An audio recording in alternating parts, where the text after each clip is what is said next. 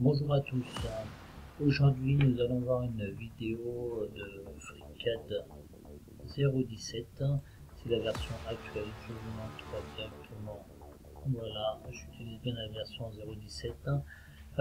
Tout simplement, pour un petit assemblage, j'ai juste réalisé l'arbre et la rondelle. Pour la vis et pour le moteur réducteur, évidemment, c'est téléchargé sur Internet.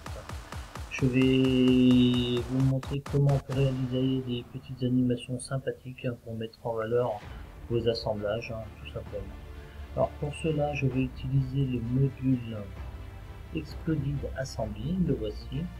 Et comme je suis un débutant et qui m'adresse à des débutants, je vais faire du tout simple, principalement. Voici la fonction que nous allons utiliser.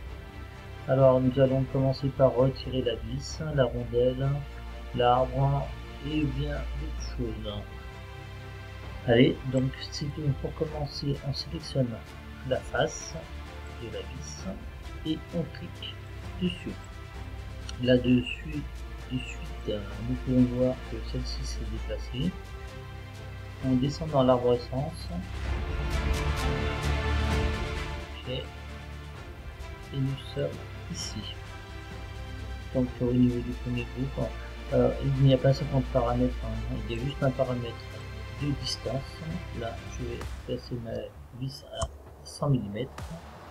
Allez, on va la remettre à 15 mm. Voilà. Et une notion de vitesse. Lorsque je suis à 20, je suis rapide. Et lorsque je suis à 200, je suis lent. Alors, 200, 400, ça sera encore plus lent. Si l'on souhaite sur ce déplacement, si on souhaite avoir une rotation, il suffit tout simplement de rajouter des révolutions en positive ou en négatif. Donc pour notre part, nous allons juste faire 2 rotations et nous allons voir ce qui se passe. Donc alors, le plieur, c'est tout simple, marche arrière, marche avant, début, fin. Alors allons-y, on commence. La rotation. Et voilà. Maintenant, on procède étape par étape. Maintenant, je fais la première étape. Je reclique sur ma face. Je vais décaler ma vis. On voit que c'est décalé en linéaire. Là-dessus, je suis dans le groupe numéro 2. Je vais faire 0 révolution. Je vais faire une distance de 100 mm avec une vitesse de 20 qui est assez rapide. Maintenant, je vais juste me sélectionner à l'intérieur sur cette petite face là par exemple, ce qui va me permettre de me décaler en diagonale. Toujours pareil, on vient dans le dernier groupe, on sélectionne la distance que l'on souhaite, je vais dire 100 mm, et la vitesse. La vitesse, on va aller un peu moins vite, on va mettre 100 aussi. Voilà. On procède ainsi de suite. Rondelle, la face, déport, on descend à la dernière valeur. Je vais me déplacer de 90. Hop, voilà, 90. Voilà. Et ensuite, on va lui donner un effet de ralentissement. Donc, je resélectionne ma face, je rajoute un groupe, je viens dessus, et là, je vais mettre 200. Ce qui veut dire que sur les 20 derniers millimètres, il va y avoir un ralentissement, c'est juste pour de l'effet, tout simplement. Je vais jouer en vitesse lente arrière, voilà, vitesse lente, plaquage et mise en place de la vis. Ça saccade un petit peu, mais ça c'est dû au fait que je suis en train d'enregistrer en même temps, mais sinon en principe tout est fluide, bien sûr.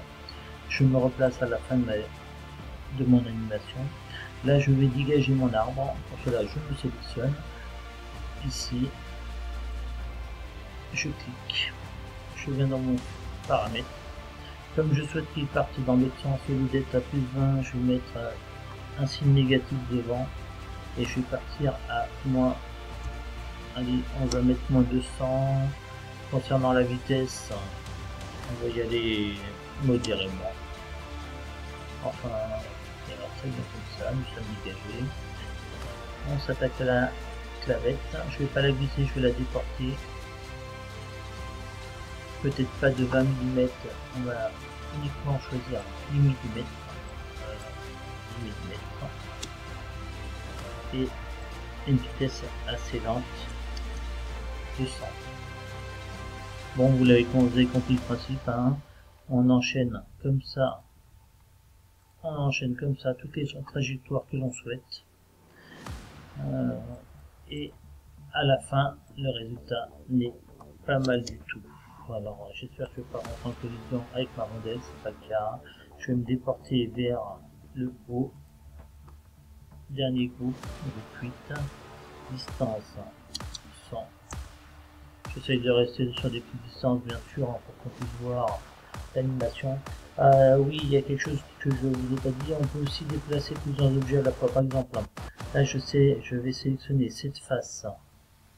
Et je sélectionne aussi celle-ci. Donc j'ai sélectionné mes deux faces qui sont relativement vertes. Et je déplace mes deux objets en même temps. Après, pour le reste, c'est la même chose. Rien ne change. Même principe. Voilà, j'espère que ça vous plaît. On peut aussi masquer les trajectoires, les lignes de trajectoire. Masquer. Voilà, nous allons rejouer ça en assemblage. Je trouve que l'effet est pas mal du tout. Au niveau du motoréducteur, celui-ci je l'ai mis un peu en transparence pour bien voir l'animation. Et après, on fait des assemblages assez sympathiques.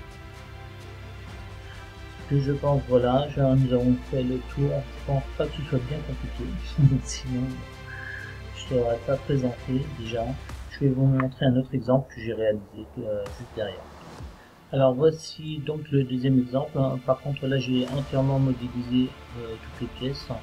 Le principe c'est que j'ai un palier ici représenté ici, voilà, et à l'intérieur il y a cette bague. Et pour pouvoir extraire cette bague il y a une difficulté vu que cette cote déborde vers l'intérieur. Alors pour cela j'ai dû modéliser et réaliser cet extracteur composé de 3 pièces. Et donc je vais vous montrer tout de suite comment cela fonctionne. Voilà, on vient insérer l'extracteur, les deux demi-coquilles, et ensuite avec l'axe principal on vient le placer au centre. Là on peut extraire notre bague. Donc on voit bien qu'au niveau d'animation c'est sympa. Voilà, on va essayer de voir ça sous une autre vue, par exemple celle-ci. On va recentrer l'image au centre. On revient en arrière.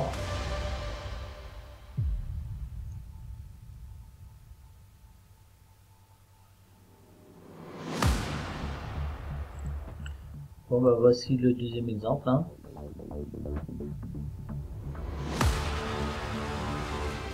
J'espère que cette vidéo vous aura plu et vous aura donné des idées pour la suite. En tout cas, je vous remercie de m'avoir écouté et je vous dis à bientôt.